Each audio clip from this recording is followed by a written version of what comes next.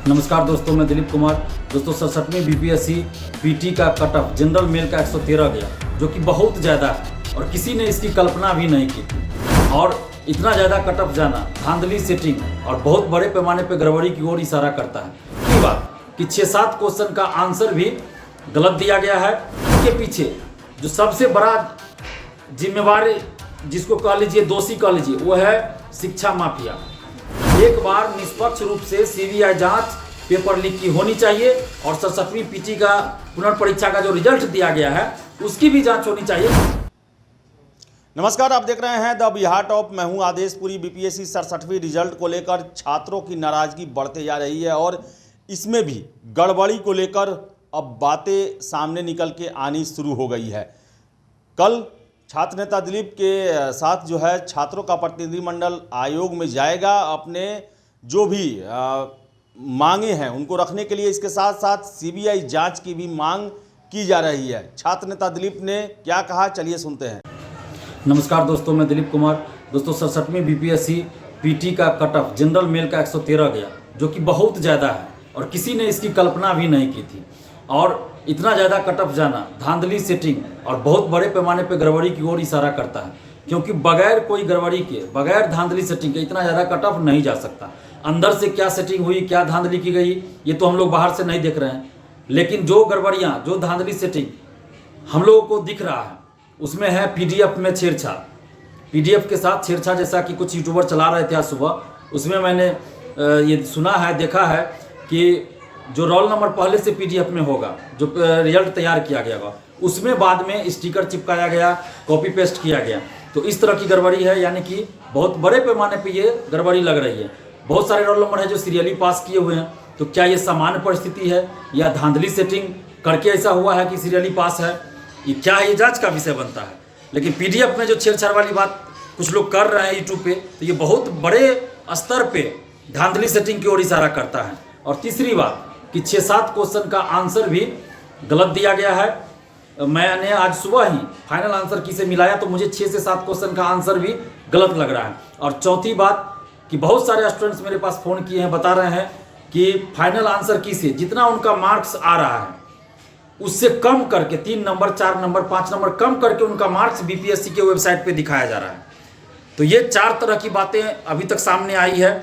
अगर इसके अलावा भी आप लोग को कुछ नज़र आए, पता चले तो ज़रूर हमें बताइएगा।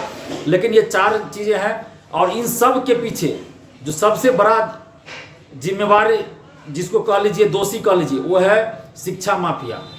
जो 67वीं बीपीएससी पीटी परीक्षा पहली बार हुई थी 8 मई को, पेपर लीक हुआ था, अरबों रुपए का इसमें खेल चला था। और जिन लोगों से पैसा लिया गया होगा तो उन लोगों को ये लोग या तो पैसा वापस करें या पीटी पास कराएं, ये क्वेश्चन उपलब्ध कराएं, जैसे भी कराना है।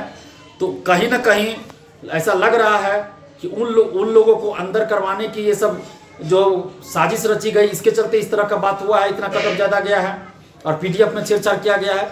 क्योंकि अतुल प्रसाद जी नए अध्यक्ष हैं, लेकिन उनके जो और लोग हैं अधिकारी, कर्मचारी, वो तो पहले से हैं, लंबे समय से, कोई 4 साल, कोई 5 साल, कोई 7 साल से वहाँ हैं। और वो लोग पेपर लीक में भी निश्चित रूप से संलिप्त होंगे, क्योंकि जब बीपीएससी ऑफिस के अंदर जांच गया तो जांच बंद कर दिया गया। 64वीं में इतनी बड़े पैमाने पे गड़बड़ी हुई, 66वीं में डीएसपी का रैंक घोटाला, पद घोटाला किया गया। तो ये तो टीम तो वही है, सिर्फ अध्यक्ष बदले हैं, सिर्फ अध्यक्ष नए हैं, बाकी लोग तो वही पुराने लोग हैं। और जिन लोगों को हम लोग हटाने की बात करें, जैसे परीक्षा नियंत्रक अमरिंदर कुमार, जिनको सचिव भी बना दिया, उनको हटाने की मांग हम बहुत पहले से करते आ रहे हैं। तो वो लोग, हो सकता है अध्यक्ष जो अतुल प्रसाद जी, उनको पता भी ना हो और ये लोग गड़बड़ी कर दिए, वैसा भी हो सकता है। ये जाँच का विषय है, जांच निश्चित रूप से इसमें होनी चाहिए। और जब तक जांच निष्पक्ष नहीं होगी और सभी शिक्षा माफिया नहीं पकड़े जाएंगे, तब तक तो गड़बड़ियां होती रहेंगी। जो लोग अभी पीटी पास भी कर गए हैं 11,607, तो फिर इसमें जो सेटिंग से गए होंगे, धांधली सेटिंग कर गए, वो तो मेंस में भी सेटिंग कराएगा। हम ये नहीं कर रहे हैं कि 11,607 में सभी सेटिंग से ही गए हैं, हम ऐसा नहीं कर रहे हैं। लेकिन हम ये जरूर कर रहे हैं कि इसमें बहुत सारे लोग मेरिट से, ईमानदारी से भी गए हैं, लेकिन बहुत सारे लोग सेटिंग से भी गए हैं। तो जो सेटिंग से गए तो मेंस में भी सेटिंग कराएगा। तो इसलिए एक बार निष्पक्ष रूप से सीबीआई जांच पेपर लीक की होनी चाहिए और 67वीं पीटी का पुनर्परीक्षा का जो रिजल्ट दिया गया है उसकी भी जांच होनी चाहिए। क्या पीडीएफ में कोई छेड़छाड़ की गई है? तो ये जो 4-5 मुद्दे हैं, इन सब मुद्दों को लेकर 22 नवंबर मंगलवार को 12 बजे आप लोग बीपीएससी ऑफिस आइए, इन सभी चीज़ों पे बात करेंगे। 53 से 55वीं में क्या हुआ था कि 4 क्वेश्चन का आंसर गलत था, तो पटना हाईकोर्ट में केस चला, बीपीएससी ने वहाँ एक्सेप्ट कर लिया कि 4 क्वेश्चन का जो उत्तर गलत है, इसके चलते हम हर कैटेगरी में 4 कटअप कम कर करके रिजल्ट एक्स्ट्रा रिजल्ट देंगे। और यहाँ 6 से 7 क्वेश्चन का आंसर गलत है, तो ये संभावना भी बनती है कि 6-7 क्वेश्चन का आंसर जो आपने गलत दिया है तो उतना कटअप कम हर कैटेगरी में कम करके रिजल्ट दीजिए, ये भी बनता है। और दूसरी बात कि पूरे रिजल्ट की जांच भी होनी चाहिए, जो पीडीएफ में छेड़छाड़ हुई है कि नहीं हुई है, इसकी जांच होनी चाहिए। अगर नहीं हुई है छेड़छाड़ तो अध्यक्ष और बीपीएससी को क्लीन चिट मिल जाएगा। जांच कराने में क्या दिक्कत है, जांच होनी चाहिए। जब बाहर बात ये चल रही है कि पीडीएफ में छेड़छाड़, जैसे जानकार बता रहे हैं, जो लोग इस चीज़ के एक्सपर्ट हैं, जानकार है, वो लोग बता रहे हैं कि ऐसा लग रहा है कि पीडीएफ में छेड़छाड़ किया गया, जो रिजल्ट है उसमें छेड़छाड़ किया गया है। बहुत सारे रोल नंबर पे स्टिकर बाद में चिपका के रोल नंबर दिया गया है, कॉपी पेस्ट किया गया है। तो क्या बात है, ये जांच होना चाहिए। और जब तक एक बार निष्पक्ष जांच नहीं होती है पेपर लीक की, तब तक धांधली सेटिंग आगे भी होती रहेगी। और इन सब मुद्दों को लेकर हम लोग बीपीएससी ऑफिस मंगलवार 22 नवंबर को 12 बजे बीपीएससी ऑफिस जा रहे हैं। आप सभी लोग आइए, घर मत बैठे रहिए। अगर आप घर बैठे रहिएगा तो 67वीं का 113 गया और 67वीं का 120 जाएगा, तो आप क्या कीजिएगा फिर। और जब तक ये धांधली सेटिंग बंद नहीं होगी तब तक बहुत दिक्कत है। और जब ये रिजल्ट प्रकाशित हुआ था उससे पहले ही 113 cutoff WhatsApp, Telegram group, Facebook इस सब पे वायरल हो गया था। उसके बाद से ही मेरे पास बहुत सारे स्टूडेंट्स का फ़ोन कॉल्स आने लगा है, अभी भी आ रहा है, व्हाट्सएप पे मैसेज आ रहा है। तो मैं सभी का फ़ोन कॉल रिसीव नहीं कर पा रहा हूँ, ना ही व्हाट्सएप पे सबका रिप्लाई कर पा रहा हूँ, लेकिन जितना संभव हो पाता है फ़ोन कॉल भी रिसीव करता हूँ, व्हाट्सएप पे रिप्लाई भी कर रहा हूँ। जिनका कॉल छूट जाता है उनको बाद में कॉल बैक भी करता हूँ, लेकिन इसके बावजूद भी बहुत सारे लोगों का फ़ोन कॉल मैं रिसीव नहीं कर पा रहा हूँ या कॉल बैक नहीं कर पा रहा हूँ, क्योंकि आप समझ सकते हैं कि 24 घंटा ही होता है और इसी में सब कुछ करना है। और मैं खुद फ़ोन रिसीव करता हूँ, खुद व्हाट्सएप पे भी रिप्लाई करता हूँ। ऐसा नहीं है कि मैं किसी स्टाफ को रखा हूँ या किसी सहयोगी को रखा हूँ जो ये सब काम करते हो मेरे बदले, मुझे ही सारा काम करना रहता है। और अभी जैसे ये वीडियो बना रहे हैं, इसी समय बहुत सारा कॉल आ रहा है, तो आप समझ सकते हैं किसी से अगर बात कर रहे हैं 1 मिनट भी तो उसी दरमियान 10-15 कॉल आ जाता है। तो आप सोच सकते हैं कि अकेला कितना मैं कर पाऊंगा, जितना हो पा रहा है मैं कर पा रहा हूँ। जिन लोगों का फ़ोन रिसीव नहीं कर पाया हूँ मैं कोशिश अभी भी कर रहा हूँ और आगे भी करूँगा, बारी बारी से कॉल बैक करूँ। लेकिन एक मोटा मोटी जो आप लोग की समस्या है वो यही है कि रिजल्ट में जो गड़बड़ी हुई है उसकी जांच हो, पीडीएफ में जो गड़बड़ी लग रही है उसकी जांच हो, और 6-7 क्वेश्चन जो गलत आंसर जिसका दिया गया है उतना हर कैटेगरी में कट ऑफ करके रिजल्ट भी दिया जाए, और बाकी जो भी गड़बड़ियाँ हैं उसकी जांच हो, और पेपर लीक की सीबीआई जांच हो, तभी ये साफ सुथरा आगे एग्जाम होगा। तो ये मोटा मोटी मुद्दा है। इसके अलावा भी कुछ अगर आप लोग का हो डिमांड तो हमें ज़रूर बताइएगा। और 22 नवंबर को 12 बजे, 22 नवंबर मंगलवार को 12 बजे आप लोग बीपीएससी ऑफिस आइए। और अभी मैं घर आ चुका हूँ, कल ही घर आया हूँ। फैमिली में एक शादी है जिसमें मेरा जाना अनिवार्य था। आप समझ रहे हैं कि जब फैमिली में शादी है तो जाना ही पड़ता है, तो इसलिए मैं कल ही पटना से घर आ गया हूँ। तो और नहीं तो मैं सोमवार को ये प्लान करता, तो सोमवार को मैं पटना नहीं जा पाऊंगा, इसलिए मंगलवार को मैंने रखा है। और मेरे कान का, बायां कान का भी इलाज चल रहा है, आप सबको पता होगा।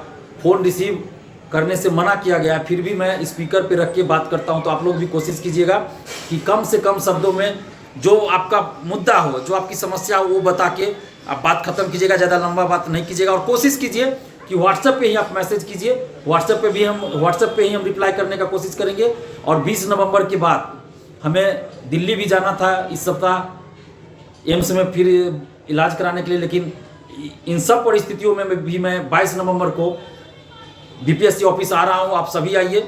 अब देखते हैं एम्स कब फिर जा पाते हैं। इधर नया ही बखेरा बीपीएससी ने खड़ा कर दिया, मुझे क्या पता था कि इस तरह की गड़बड़ियां बीपीएससी कर देगा।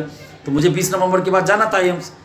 तो आप सभी लोग 22 नवंबर को 12 बजे बीपीएससी ऑफिस आइए। और जितना भी मुद्दा है हम सभी उन मुद्दों को बीपीएससी के चेयरमैन साहब के सामने रखेंगे। अगर वो उन मुद्दों को सुनकर हम लोग के साथ न्याय करते हैं तो ठीक है, अगर न्याय नहीं करेंगे तो फिर हम लोग परसेंटाइल हटाने के लिए जो आंदोलन किया उससे भी बड़ा आंदोलन करेंगे, लेकिन चुप नहीं बैठेंगे। क्योंकि अगर हम अभी चुप रहे तो 68वीं में इससे भी ज़्यादा बड़ा खुला होगा। और 67वीं में क्या है, डिप्टी कलेक्टर का सीट ज़्यादा है, तो इसके चलते मारामारी हो रही है सेटरों के बीच, शिक्षा माफियाओं के बीच, क्योंकि उसकी बोली ज़्यादा लगती है डिप्टी कलेक्टर के लिए पद के लिए ज़्यादा पैसा मिलता है, तो इसलिए ये लोग भी लगे हुए हैं कि हर हाल में सेटिंग गेटिंग हो जाए, करवा लें। तो इसलिए हम सबको सतर्क रहना होगा, सावधान रहना होगा, और पढ़ाई के साथ साथ लड़ना भी होगा, संघर्ष भी करना होगा।